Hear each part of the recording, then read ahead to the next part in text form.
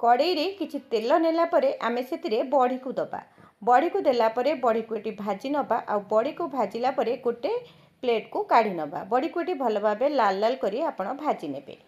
सब बड़ी बाहर कर नेला परे सेई बळका तेल रे आमे एथिरे दे दबा काटी रखिथिबा कलरा।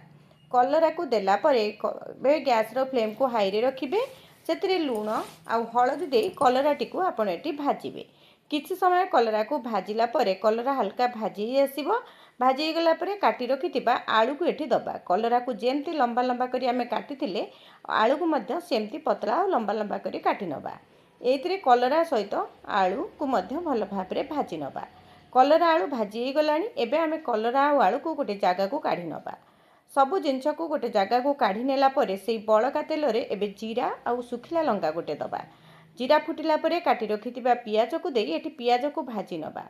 पियाज भाजीला परे काटी रखिथिबा गोटे टमाटो को दबा और आवश्यक अनुसार एठी लूण मध्य आपण देबे। कलरा भाजिला बेले लूण देइथिले सेति पय आपण देखिके एठी लूण देबे। लूण देला परे एठी आवश्यक अनुसार आपण हळदी गुंड मध्य दे देबे। एठी टमाटो नरम हेई गलानी। टमाटो नरम होला परे भाजी रखिथिबा कलरा और आलू को आमे एठी दे दबा। कलरा आलू को पियाज सहित 5 मिनिट खंडे भाजी नबा। भाजी नेला परे आमे सेतिरे बाटी रखिथिबा बेसर मसला दबा। जीरा सोरिष सुखिला लंका और रसुण पेस्ट करथिले ताकू देई भल भाबे मिसामिसी करी गोटे मिनिट खरे भल भाबे भाजी नेली।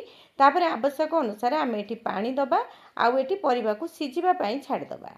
घोड़न देई सिजिबा को छाड़िबा। मझिरे एठी घोड़नी काढिबा। परिबा को टिके चेक कर नबा। जदि आम परिबा सिजि जाइतिबा भाजी रखिथिबा बड़ी को गुंड करी एठी दे देबे। दरदर गुंड कर दे देबे। आ दुईटी कंचा लंका को एमती फाळ करी दे दबा।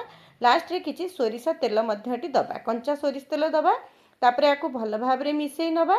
मिसेई नेला परे घोड़नी देई आउ 2 मिनिट खंडे आमे याकू सिम रे रखी भल भाबे रांधि नबा। गैस रो फ्लेम को एबे सिम कर नियंतु। एबे 2 मिनिट परे आमे घोड़नी काढिबा और ताकू भल भाबरे मिसेई नबा। हमर एठी कलरा आलू बड़ी रो चड़चड़ी प्रस्तुत हेई गला।